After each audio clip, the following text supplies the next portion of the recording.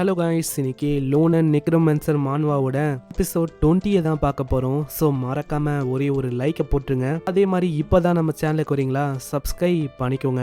சரி வாங்க, நம்ம டைம் மிஸ் பண்ணாமல் எப்பிக்குள்ளே போகலாம். எப்பிக்கோட ஸ்டார்டிங்லேயே அங்கே கம்பைன் பண்ண ஒரு லெஜெண்டரியான ஐட்டம் அவனுக்கு கிடைக்கும்னு சொன்னாங்களே, அதனால ஒரு இம்பார்ட்டண்டான ஐட்டமை வச்சு அவன் கம்பைன் பண்ணி பார்க்கலான்னு ட்ரை பண்ணுறான். அங்கே ஒரு சைடு அவங்களுக்கு பயமாக இருக்குது, இந்த மாதிரி எதுவும் கிடைக்காதுன்னு. ஆனால் அதுக்கான சான்ஸும் ரொம்ப கம்மி தான். இருந்தாலும் நம்ம ஹீரோ அங்க கேட்கவே இல்லை, நான் ட்ரை பண்ணி பார்க்க தான் போறேன். அதே மாதிரி அவன் ட்ரை பண்றானா, அங்க 2 ஆர்ப் அவன் கிட்ட இருக்கும், 2மே கமைன் ஆகுது. அங்க இதனால அவனுக்கு ஒரு விஷயம் கிடைக்குது, கிறிஸ்டல் ஆஃப் கியாஸ்னு. இது வழியா அவனுக்கு 500 மானா இன்னமும் அதிகரிக்குமா.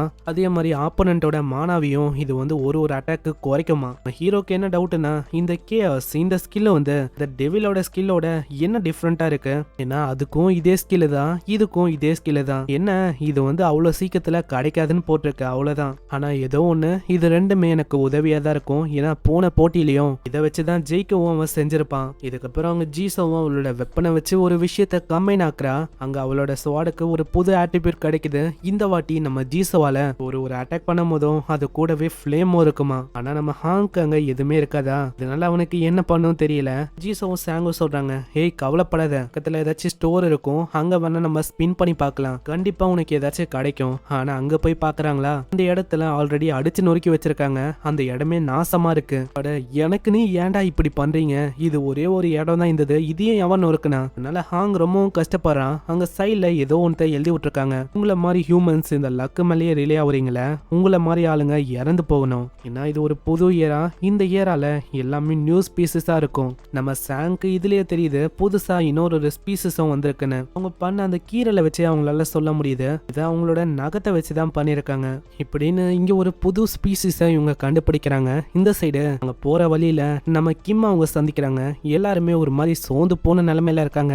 இந்த சோல்ஜர்ஸோட வேலையே என்னன்னா, எப்பயுமே வரணும், கோல்டை கலெக்ட் பண்ணணும், மேல இருக்க அந்த இடத்துக்கு கோல்டை கொடுக்கணும். இதுக்கு அவங்களுக்கு கம்பைன்டு ரிவார்டா ஒரு 10% பஃப் கிடைக்கும். அதுவும் அட்டாக்ஸ் மேலேயும் டிஃபென்ஸ் மேலேயும் தான். சோல்ஜர்ஸால இவங்களை விட்டு ஓடவும் முடியல. ஏன்னா அப்படி பண்ணா அவ்வளவுதான், அவங்க இமீடியட்டா அங்கேயே முடிச்சிருவாங்க கதையை. ஆல்ரெடி நிறைய பேர் இருந்திருப்பாங்க, ஆனா இவங்க பண்ண வேலையால நிறைய பேர் இப்போ காலி.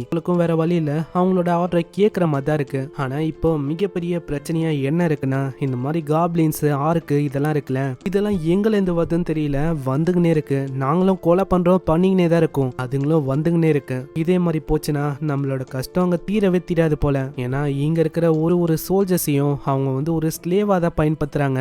ஏன் இத்தனைக்கும் ஆன்லைன் போன் எல்லாம் கூட இவங்க பயன்படுத்த கூடாதான். நம்ம சாங்குக்கு நல்லாவே புரியுது இவங்களால இதுக்கு க்ரோ பண்ண முடியலன்னு. இவங்க இன்னமும் அந்த பழைய ரூல்ஸ் எல்லாத்தையும் ஃபாலோ பண்ண இருக்காங்க, ஒரு ஆர்மி சோல்ஜர் மாதிரி. ஆனா இதுவே வேம்பயர் லார்ட் அப்படி இல்ல, அவரு ஸ்ட்ராட்டஜிக்கா நிறைய பேரை கொன்னும் நிறைய பேரை கேதர் பண்ணியும் ரூல்ஸே இல்லாம க்ரோ பண்ணாரு. இவங்க பழைய ரூல்ஸ் எல்லாம் ஃபாலோ பண்ணி இன்னமும் அப்படியே இருக்காங்க. இப்படி இந்த விஷயம் போகுதுல, அங்க வில்லேஜஸ் ஆளுங்கள அந்த பேரல்ஃப் அது பயங்கரமா தாக்குது. அங்க முக்கியமா நம்ம கேங்ஸுவை ஒரு பேட் தாக்க வருமா, கேங்ஸு குதிச்சு ஒரு பயங்கரமான அட்டாக் பண்றான், அதுவும் டைரக்டா கண்ணிலே விழுது. இதனால கேங்ஸுக்கு ரொம்ப சந்தோஷமா இருக்கு. ஏன்னா இது போதும், இந்த டைம்குள்ள மத்தவங்களால அசால்ட்டா தப்பிக்க முடியும். அந்த பேரு டக்குன்னு நம்ம கேங்ஸோ பிடிச்சு அப்படியே நசுக்க ஆரம்பிக்குதான். ஆனா கரெக்டான டைம்ல ரைட்டி அங்க கைய விட்டுது. ஜீசு மொத்தமா குத்தி அந்த பேரை ஒண்ணுமே இல்லாம ஆக்கிறான். அங்க இன்னொரு பேரோ தாக்குவதா. அங்க ஹாங்கு அவன் அவனோட இன்வென்சிபிளான ஸ்கில்ல வச்சு தடுக்கிறான். அங்க சாங்குவும் அந்த பேர்ஸ ஒண்ணுமே இல்லாம ஆக்கிறான். அதை பாக்குற சோல்ஜர்ஸ் அவங்களால எதையுமே நம்ப முடியல, சாங்கு இந்த அளவுக்கு ஸ்ட்ராங்கானு. சாங்கு அவனோட ஆர்மியில இந்த பேரையும் சேர்த்துக்கிறான். அதுங்க கிட்ட புது எனர்ஜி இருக்குமா, அதனால அதுவும் இதுல கம்மி ஆயிடுது. இது வழியா இப்போ எனிமீஸோட டிஃபென்ஸ் 10% குறையும். இதுவே நம்மளோட ஆளுங்க டிஃபென்ஸ் 10% ஏறுமா. அங்க சாங்கோ மத்த மிலிட்டரி ஆளுங்க கிட்ட சொல்றான், நான் அந்த பாஸ் மாஸ்டர் கூட சண்டை போறதுக்கு தயாரா இருக்கேன். அங்க கேங்ஸுக்கு அடியெல்லாம் பட்டிருக்கோம்ல, அவன் தான் அங்க ப்ரொடெக்டே பண்ணிருப்பான். அதுக்காக நம்ம கேங்ஸுவை ரைட்டி அங்க இருக்கிற ஜீசோ எல்லாருமே பாராட்டுறாங்க.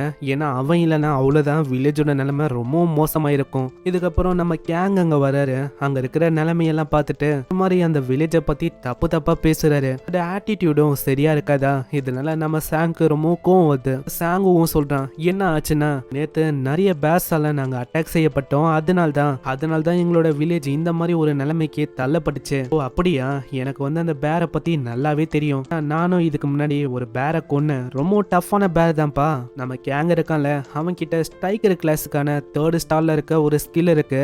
ஆனா யாருக்குமே தெரியல செகண்ட் கிளாஸ் அப்போ அவன் என்ன கார்டு சூஸ் பண்ணான்னு. அங்க இதுக்கப்புறம் கிம் அங்க கேங் கிட்ட சொல்றான், இப்ப எல்லாமே தயாரா இருக்கு, நீங்களும் நம்ம சாங்குவும் இங்க இருந்து புறப்படலாம். நம்ம கிம் சொல்றது அவருக்கு பிடிக்கவே இல்லையா, ஒரு மாதிரி கழுத்தை போச்சு அப்படியே கத்த ஆரம்பிக்கிறாரு. ஆமா, நீ யாரா இதெல்லாம் சொல்றதுக்கு, ஏன்னா உனக்கே தகுதி இல்ல, ஆல்ரெடி கம்மியான கோல்ட தான் தினமும் நீங்க கொண்டு வரீங்க. சாங்குக்கும் நல்லாவே புரியுது இவங்க ட்ரீட் பண்ற அந்த விதம், இதுலயே தெரியுது இவங்கள பொறுத்த வரைக்கும் ஆர்மில இருக்கிற ஒரு சோல்ஜரும் ஒரு ஸ்லேவ் தான். அங்க ஒரு கட்டத்துல கிம் அங்க பயங்கரமா கத்திக்கினே சொல்றாரு, நீங்க என்ன பண்ணிருக்கீங்க உங்களுக்கு தெரியுமா, ஏன்னா ஆல்ரெடி என் கூட வந்த நிறைய பேர் இறந்து போயிட்டாங்க, அதெல்லாம் தெரியாம நீங்க பேசின்னு இருக்கீங்க. வாய முறையா, இந்த மாதிரி நீ எப்பயும் என்ன பண்ணுவ, கோல்ட நீ கொண்டு வரணும், அதுதான் உன்னோட வேலை, அதை ஃபர்ஸ்ட் நீ நல்லா பண்றதுக்கு பாரு. அதே மாதிரி உனக்கு கீழே இருந்த ஆளுங்க இறந்து போனதுக்கு யாரு காரணம், நீ அவங்கள கைட் பண்ணல, எல்லாத்துக்கும் காரணம் நீ தான். ஏன்னா நீ தேவையில்லாம ஒரு மொக்க ஸ்கில்ல தேர்ந்தெடுத்த, இப்ப அதனால எல்லாருமே இறந்து போறாங்க. ஒரு கட்டத்துல சாங்குக்கு நல்லாவே புரியுது இதே மாதிரி போச்சுன்னா சண்டை இன்னமும் பெருசாகும்னு. இதனால சாங்கு அங்க நிறுத்திறான், போதும் நம்மளுக்கு டைம் ஆகுது, அதனால அவனை விட்டு நம்ம போலாமா.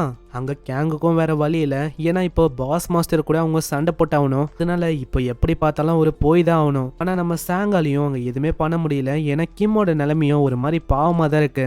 இதுக்கப்புறம் நம்ம சாங்கு மத்தவங்க எல்லாருமே அந்த ஏர்ஷிப்புக்கான இடத்துக்கு வராங்க. ஆனா அந்த ஏர்ஷிப்போட நிலைமை ரொம்ப மோசமா இருக்கு.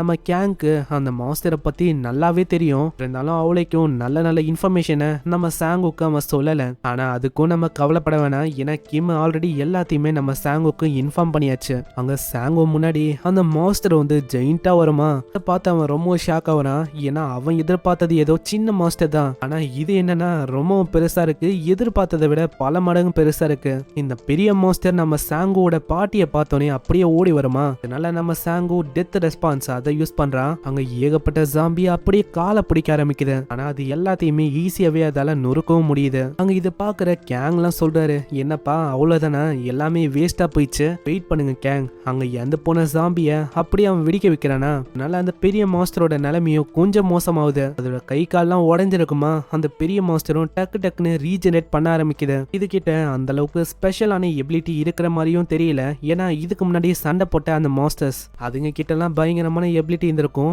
இது கிட்ட அந்த அளவு எதுவும் இல்ல, அதோட ராவான ஸ்ட்ரென்த் தான் அதோட முழு பலமாவும் இருக்கு. அந்த மாஸ்டரும் பயங்கரமா கத்துதான். அங்க ஹாங்கு ஜீசு அங்க ரெண்டு பேரும் ரெடி ஆகுறாங்க, ஏன்னா இப்போ அவங்களோட டர்ன் அங்க ஃபைட் பண்றதுக்கு.